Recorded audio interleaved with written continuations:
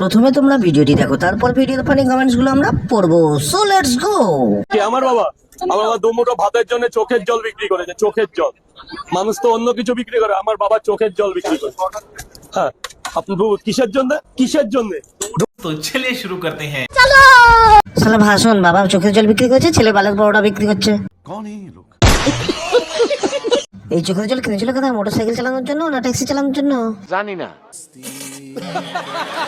চোখের জল কোথায় বিক্রি করতো তাই কাকা? বাংলাদেশ নাকি? ঠিক বলেছো। পাগল মাল, ক্যামেরার সামনে খালি ভুলভাল বকবে। সঠিক বলেছ। কত টাকা লিটার বিক্রি করেছে? আমি এই ব্যবসা করতে চাই।